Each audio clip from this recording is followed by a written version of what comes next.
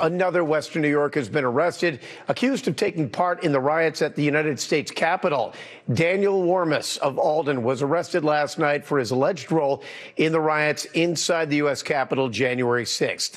Now, here's the official FBI complaint, which started with an anonymous tip from someone who says just 6 days after the insurrection, they overheard Warmus bragging to his dentist about his trip to Washington, even playing videos of his experience that day.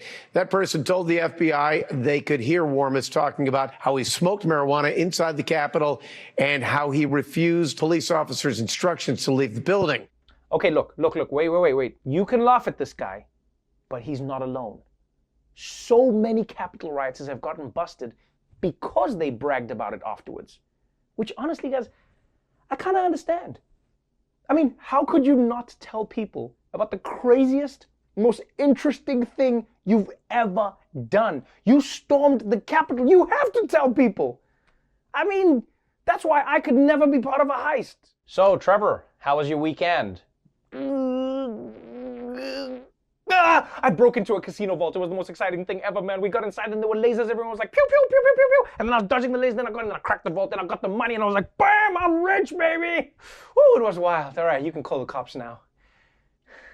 You know what is surprising to me, though, is that this guy confessed his crimes to his dentist.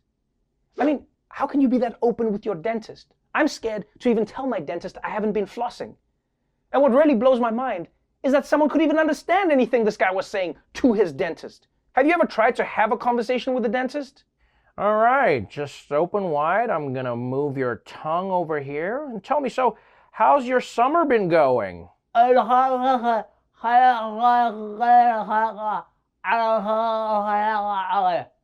the FBI is still working on IDing everyone who stormed the Capitol that day, the ones that they have already found are working on staying out of prison. Like, remember this guy? Yeah, the most effective anti-fur ad of all time? Well, his lawyer has come up with one of the most novel defenses you will ever hear. The attorney for Jacob Chansley, the so-called QAnon shaman who stormed the Capitol on January 6th, is drawing criticism over remarks he made when he was talking about the defense strategy for his clients. I want to warn you, this is offensive, but they are his words. Albert Watkins says, quote, "A lot of these defendants, and I'm going to use this colloquial term perhaps disrespectfully, but they're all effing short bus people. These are people with brain damage. They're effing retarded. They're on the goddamn spectrum. But they're our brothers, our sisters, our neighbors, our co-workers. They're part of our country. They aren't bad people. They don't have prior criminal history. F, they were subjected to 4+ years of goddamn propaganda, the likes of which the world has not seen since effing Hitler." God damn, people. That's his lawyer saying that shit about him.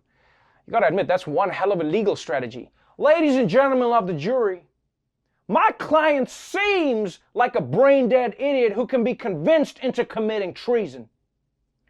I rest my case.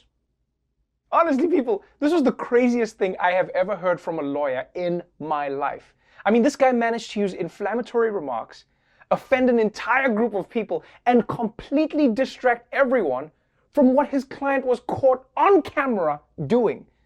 Donald Trump is probably sitting back watching this like, where was this guy when I was getting impeached? I'm also a susceptible moron.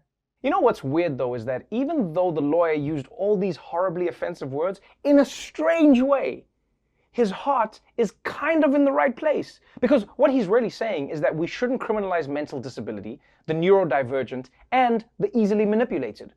He's basically the most woke person in the world. You know, it's sort of like an old man saying, well, I say the blacks are every bit as valuable as normal folk. Lives matter.